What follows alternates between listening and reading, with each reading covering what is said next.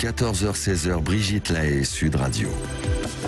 En compagnie de Laurent Carilla, psychiatre, médecin spécialisé dans l'addictologie, porte-parole de l'association SOS Addiction. Eh bien, on va commencer avec Frédéric. Donc, Frédéric, vous étiez alcoolique, vous êtes abstinente. Alors, racontez-nous un peu votre parcours. Oui, bonjour. Bonjour. Bonjour. Alors, comment expliquer ça moi, je pense que j'ai les 5 C, comme vous disiez tout à l'heure. Ah. Vous les aviez plus si vous êtes abstinente. Oui, voilà, je les avais. Ouais. Je pense que j'ai un comportement addictif, pas qu'avec l'alcool, avec énormément de choses. J'ai peut-être commencé avec la cigarette, ensuite ça a été la drogue, ensuite... Quelle drogue vous avez pris? Alors, j'ai commencé comme beaucoup de gens, je pense, le cannabis. D'accord. Puis ça a été ensuite des drogues un peu plus dures, Ouais.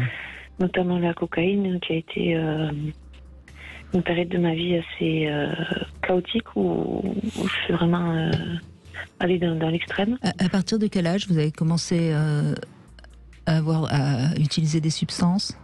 Je dirais 15 ans. 15 ans, oui. Ouais. Et je suppose que vous n'avez pas eu une enfance toute rose. Non, pas du tout. Non, pas du tout.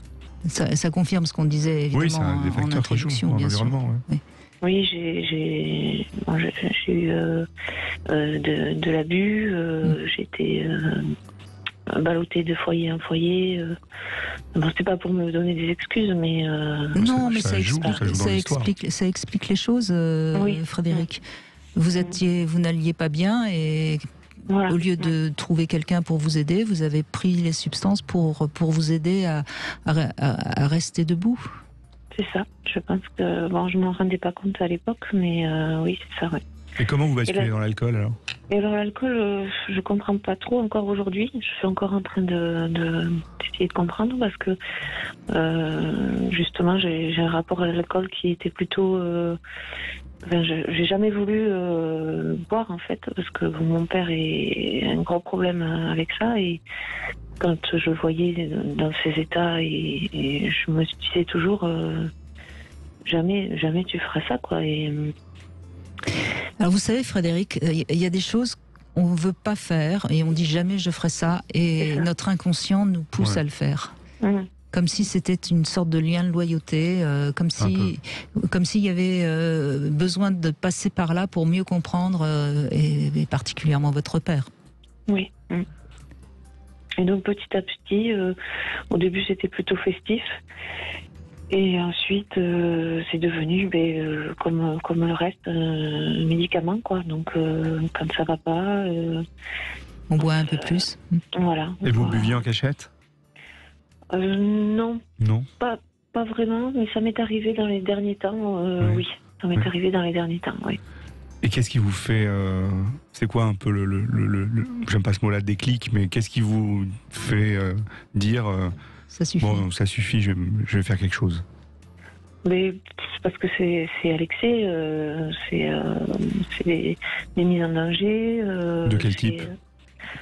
Mais par exemple, ça peut être toute la nuit, même des fois durer sur 24 heures, après jusqu'à être dans des états vraiment à plus savoir qu'on a fait, à plus se rappeler, à se faire mal. Je me suis à tomber, etc. Voilà, je me suis fracturée plusieurs fois. Voilà. C'est-à-dire que, au fond, on pourrait presque dire, Frédéric, que vous avez pris tout ce qu'il faut pour vous détruire totalement. Exactement. Et puis, à un moment donné, vous commencez à prendre conscience que de vous allez, l'autosabotage. et que là, il faut peut-être faire quelque chose, hein, c'est ça? Alors, qu'est-ce que vous faites pour faire quelque chose alors?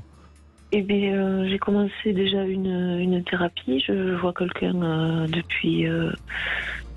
Moi, je l'avais vu déjà l'année dernière. J'avais arrêté, puis j'ai repris pour essayer de travailler justement sur ce passé que j'ai tenté d'oublier. Voilà. C'est très important ça. Oui, voilà, parce que je me dis que c'est ce passé que j'ai tenté de mettre de côté, qui me rattrape et qui me détruit encore aujourd'hui. Donc il faut que j'arrive à faire le point là-dessus, peut-être. Et la substance, comment vous l'avez stoppée? Vous avez été hospitalisé? Non, non, c'est comme ça, en le décidant. D'accord. Voilà. Vous l'avez géré seul Oui, toutes mes... Même, à la maison, quoi. oui, voilà. Même quand j'ai arrêté la cocaïne, j'ai arrêté seule. Oui. Donc il y a quand même une force intérieure, Frédéric, qui pourrait vous aider. Oui, certainement. Vous savez, Frédéric, il faut comprendre qu'on vous a détruit de l'intérieur par les abus.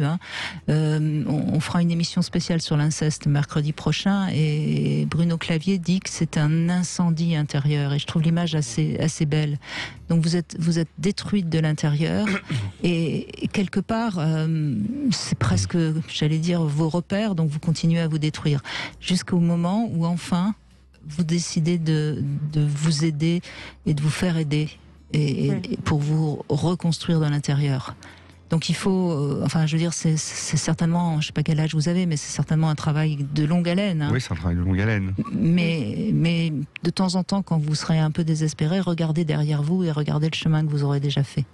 Et là, vous en avez déjà fait du chemin. Oui. Merci. Et donc vous êtes abstinente depuis combien de temps alors ? Mais là, depuis 7 mois, parce que Génial. je suis enceinte. Bravo. Donc, Vous êtes, pardon ? Enceinte. je suis enceinte. Félicitations. Merci. Super. Donc, d'où aussi l'envie D'aller mieux, oui. d'aller mieux, voilà, et d'aller chercher. Alors, c'est formidable d'avoir envie d'aller mieux pour le petit être qui est en train de grandir en vous, mais Oui. il faut aussi avoir envie d'aller mieux pour vous. Oui. Ça, c'est important quand même. Très important. Parce que Pour la suite surtout. oui, parce que sinon vous allez vous consacrer beaucoup à votre enfant et vous allez continuer à vous oublier. Oui. Ce qu'il ne faut pas reproduire. Non, d'abord pour vous, mais aussi pour lui. Parce qu'il n'y a rien de pire pour un enfant qu'une mère qui ne pense qu'à lui. Oui. Et vous avez donc un homme dans votre vie aussi ? Oui. Voilà. Bon. Qui lui aussi a... Un lourd passé ? Oui, qui a aussi un rapport à l'alcool compliqué. Donc on se soutient. Génial. C'est le mieux d'être... C'est plus facile quand on est deux à... De toute façon, quand dans un couple, quand on soigne... moi j'ai le cas de femmes que je soigne et le conjoint consomme, et ils consomment souvent les mêmes substances, il faut que chacun soit pris en charge, sinon ça ne fonctionne pas. C'est impossible. Oui. Impossible. Et c'est plus facile quand on est deux, qu'on a décidé d'arrêter, on se soutient. Et... J'ai l'exemple pas plus tard qu'hier d'une patiente que je soigne pour des problèmes d'héroïne, et le conjoint prenait de l'héroïne aussi. Elle a commencé un traitement où elle est super bien. Et lui, c'est normal, c'est moi qui les suis. Non, je plaisante. Et lui avait du mal. Il s'est pris en charge et ils se disent tous les deux, putain, c'est génial, quoi. On consomme plus, on aurait dû faire ça plus tôt. C'est fabuleux. Bon, tout ça va plutôt dans le bon sens, Frédéric. Oui. Vous avez quel âge ? J'ai 33 ans. Ah, alors, ça va. Une jeune femme. N'est-ce pas ? Oui. 33 ans, c'est un âge quand même très, très symbolique. C'est messianique. N'est-ce pas ? Écoutez, Frédéric, En tout cas, merci. super témoignage. Oui, Très vraiment. touchant. Vraiment. Merci. Merci.